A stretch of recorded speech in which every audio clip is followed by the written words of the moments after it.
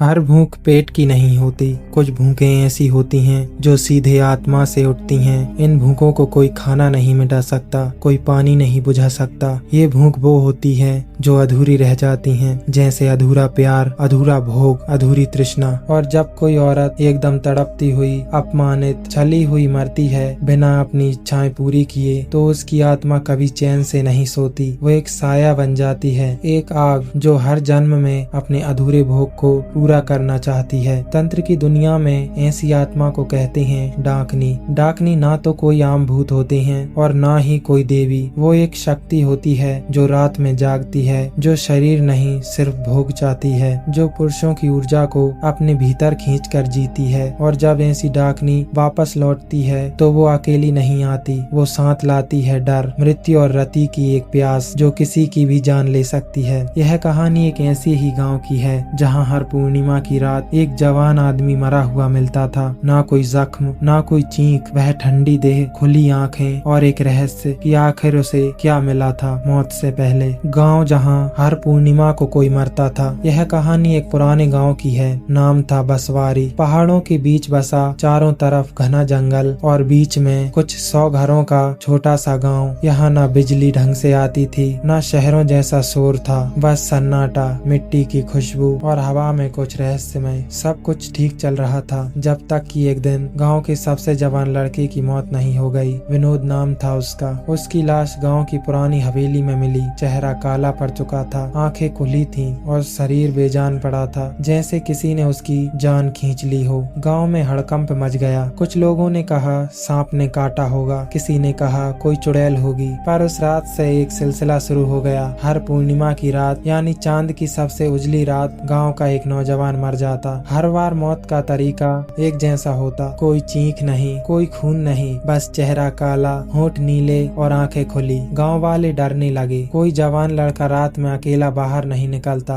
माएं अपने बेटों को ताबीज पहनाने लगी। लड़कियां सपने में किसी औरत को देखती, लाल साड़ी में, बाल खुले हुए और दूर खड़ी मुस्कुरा रही होती। लोगों ने मंदिर के पुजारी से पूछा तो वो भी कांपते हुए बोला, ये कोई आत्मा नहीं, ये कोई भूखी छाया है जो भोग चाहती है। गांव का नाम धीरे धीरे आसपास के इलाकों में फैलने लगा। लोग कहने लगे बसवारी में कोई डाकनी है जो हर पूर्णिमा को किसी को खा जाती है। लेकिन डाकनी को देखता कोई नहीं था। वो किसी को सपनों में बुलाती और सुबह उसका शरीर बेजान मिल जाता। गांव अब 2 हिस्सों में बट चुका था। एक हिस्सा डर में जी रहा था, दूसरा हिस्सा किसी अदृश्य शक्ति को समझने की कोशिश कर रहा था। और यहीं से शुरू होती है अमृता की कहानी, जिसका पति भी एक रात सपनों में गया और लौटकर कभी नहीं आया। अमृता वो जो खोज में थी। अमृता बसवारी गांव की नई बहू थी। उसकी शादी हुए सिर्फ 5 दिन ही हुए थे। उसका पति रघुवीर गांव के सबसे सुंदर, ताकतवर और सीधे दिल वाला युवक था।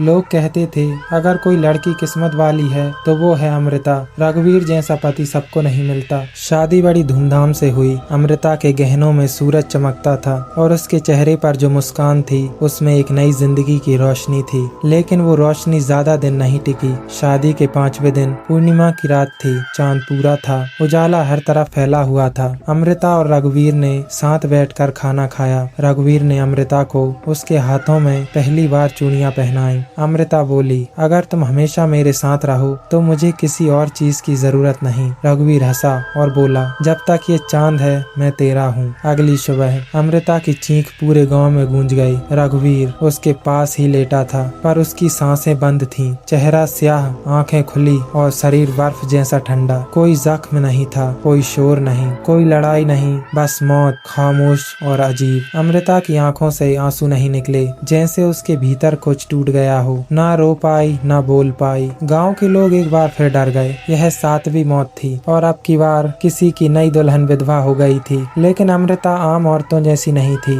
वो चुप थी पर टूटी नहीं थी। रघुवीर की चिता के पास खड़ी होकर उसने सिर्फ एक बात कही, जो भी तू ले गया मैं तुझे ढूंढ कर रहूंगी और तुझे तुम्हारा भोग पूरा करने नहीं दूंगी। उस रात से अमृता बदल गई। वो अकेली मंदिर जाती, देवी के सामने चुपचाप बैठी रहती। रात में अक्सर उसकी आंखें खुली होती और वो छत की ओर देखती रहती जैसे किसी आवाज को सुन रही हो। कभी कभी वो नींद में बड़बड़ाती, वो मुझे बुला रही है, उसने मुझे चुना है। गाँव की औरतें डरने लगी, कोई उसके पास नहीं जाता, कहते थे उस पर साया चढ़ गया है। लेकिन किसी और को नहीं पता था अमृता के भीतर सिर्फ एक साया नहीं था बल्कि एक ज्वाला जल रही थी जो अब डाकनी की आंखों में आंखें डालने को तैयार थी। तांत्रिक का आना। रघुवीर की मौत के बाद पूरा गांव सहमा हुआ था। अब लोग घरों से बाहर निकलने से डरते थे और जवान लड़के तो अंधेरा होते ही माँ के आंचल में छिप जाते। तब एक दिन गांव की मिट्टी पर अजनबी ने पांव रखा। लंबा कद, माथे पर भस्म की 3 रेखाएं, गले में नरमुंडों की माला और हाथ में एक खप्पर। उसने मुस्कुराकर कहा, मेरा नाम है त्रिनेत्रनाथ। मैं बुलाया नहीं जाता, मैं वहाँ आता हूँ जहाँ तंत्र असंतुलित हो चुका होता है। त्रिनेत्रनाथ गांव के मंदिर में नहीं गया, वो सीधा उस हवेली में गया जहाँ रघुवीर की लाश मिली थी। उसने आंखें बंद की, खप्पर को जमीन पर रखा और कुछ मंत्र बुदबुदाने लगा। चारों ओर की हवा ठंडी पड़ने लगी, पेड़ एकदम शांत हो गए जैसे सब थम गया हो। कुछ देर बाद उसने आंखें खोली और कहा, ये किसी आम आत्मा का काम नहीं है। यहाँ कोई है जो हर पूर्णिमा किसी युवक को अपने पास बुलाती है, रति देती है और फिर उसकी प्राण शक्ति खींचकर खा जाती है। ये कोई भूत नहीं, ये एक डाकनी है। गांव वाले चौंक गए। किसी ने डाकनी का नाम पहली बार सुना था। एक बूढ़े ने डरते डरते पूछा, बाबा डाकनी क्या होती है? त्रिनेत्रनाथ बोला, डाकनी एक अधूरी औरत होती है जो या तो वासना में अधूरी मरी होती है या जिसे बलि देकर मार दिया गया होता है। मरते वक्त उसकी देह मिट जाती है लेकिन उसकी भूख नहीं। वो भोग के जरिए खुद को जीवित रखती है और हर बार वो किसी जवान पुरुष को बुलाती है, उसके साथ रति करती है और उसके वीर्य से शक्ति लेकर फिर अदृश्य हो जाती है। और जब उसकी भूख पूरी नहीं होती तब वो बार बार लौटती है। लोगों के रोंगटे खड़े हो गए। त्रिनेत्रनाथ ने फिर कहा, इस डाकनी ने अब किसी को चुना है, किसी को जो उसे समझ पाए, या तो उसे तृप्त करे या उसे समाप्त करे। और वो कोई और नहीं, वही लड़की है जिसकी आंखों में अब सपने नहीं आग है, अमृता।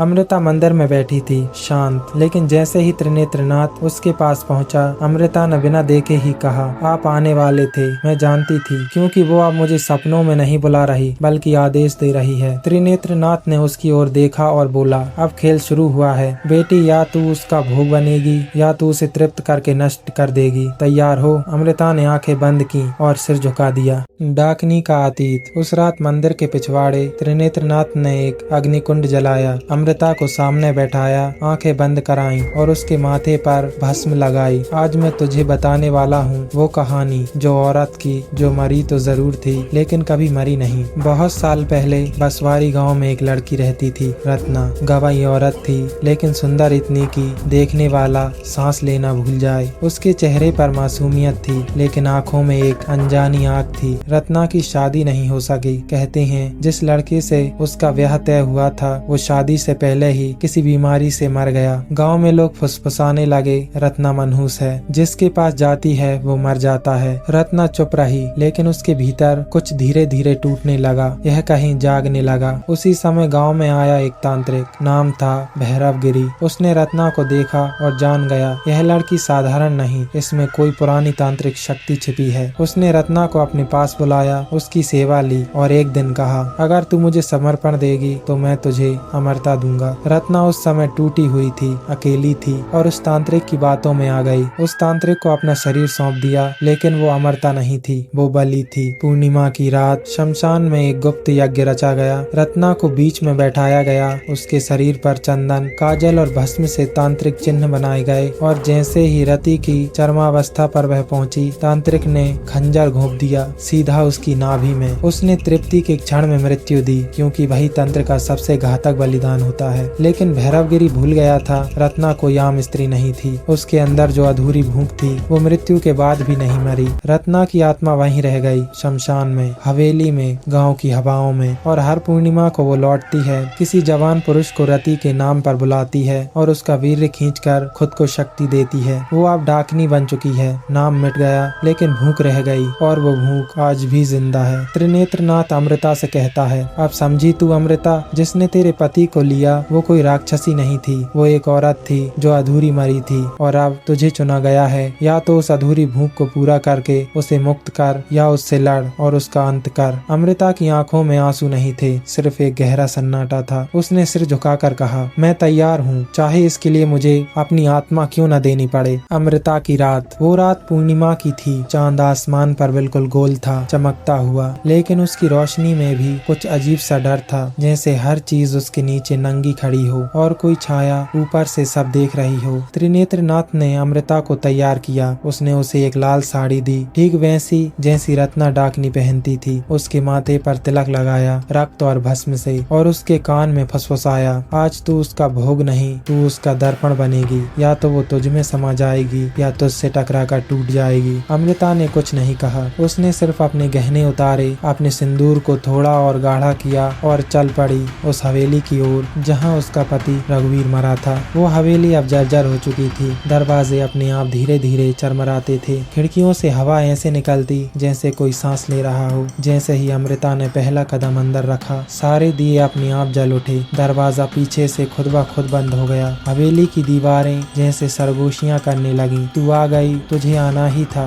एक स्त्री की धीमी ठंडी आवाज गूंजी। अमृता ने इधर उधर देखा, कोई नहीं था। फिर सामने एक बड़ा दर्पण था और उसमें दिख रही थी एक औरत, लाल साड़ी में, लंबे खुले बाल, काली आंखें और होठों पर प्यास। रत्ना डाकनी, तेरे पति ने मुझे अधूरा छोड़ा था, अब तू पूरी करेगी मेरी भूख। आ। डाकनी अमृता की ओर बढ़ती है। उसकी चाल में मोह है, देह में गर्मी और आंखों में एक पागलपन। अमृता डरती नहीं, वो सीधी उसकी ओर देखती है। तू मेरी आत्मा को नहीं ले सकती, लेकिन अगर तुझे मुक्ति चाहिए तो मैं तुझे भोग दूंगी, पर तंत्र के नियमों से। डाकनी हंसती है, फिर भड़क उठती है। भोग के लिए कोई नियम नहीं होते, मेरी भूख के सामने सब हारते हैं। और फिर हवेली एक रति स्थल बन जाती है। भूत और तंत्र का सबसे गहरा खेल शुरू होता है। शरीर हिलता है, हवा कांपती है, दीवारों पर पसीने की बूंदें उतरती हैं। लेकिन ये कोई आम रति नहीं। अमृता ने त्रिनेत्रनाथ से तंत्र रति सीखी थी। वो हर छुअन पर एक बीज मंत्र जपती है, पर पीड़ा में एक यंत्र साधती है, और धीरे धीरे डाकनी की ऊर्जा खुद उसकी देह में लौटने लगती है। डाकनी चीखती है, तू मुझे तृप्त कर रही है, लेकिन मैं मर रही हूँ। अंत में अमृता उसकी आंखों में देखकर कहती है, तू जिस भोग की भूखी थी वो तुझे मिल गया, अब जा, मुक्त हो जा। डाकनी की देह से धुआं उठता है, चेहरा धुंधला पड़ता है और वो धीरे धीरे राख में बदल जाती है। हवेली फिर एकदम शांत हो जाती है। दिए बुझ जाते हैं, दरवाजा खुलता है और बाहर सुबह की पहली किरण आ जाती है। अगले दिन अमृता मंदिर की सीढ़ियों पर बैठी होती है। उसके माथे पर वही तिलक है, पर चेहरा अब शांत है, जैसे कोई साध्वी हो गई हो। गांव वाले उसे प्रणाम करते हैं, लेकिन कहते हैं जब कोई रात में उसके पास से गुजरता है तो कभी कभी हवाओं में एक स्त्री की फुसफुसाहट सुनाई देती है। तृप्ति मिली, पर भूख अभी बाकी है। डाकनी का अंत या फिर नई शुरुआत। गांव वालों को लगा अब सब खत्म हो गया है। डाकनी अब नहीं रही। हर पूर्णिमा की रात अब चुपचाप गुजरती थी। किसी की लाश नहीं मिलती, कोई सपना नहीं आता, न हवेली से उजाला दिखता, न साया दिखाई देता। सबको लगने लगा अमृता ने उस भूतनी को हराया, उसकी भूख को शांत कर दिया और उसे मोक्ष दे दिया। पर कुछ कहानियां इतनी सीधी नहीं होती। कुछ भूखें सिर्फ शांत होती हैं, मिटती नहीं। मंदिर की सीढ़ियों पर बैठी अमृता। अब अमृता दिन भर मंदिर में बैठी रहती थी। उसके चेहरे पर अजीब सी शांति थी, जैसे कोई बहुत गहरा राज लिए बैठी हो। लोग उससे डरते नहीं थे,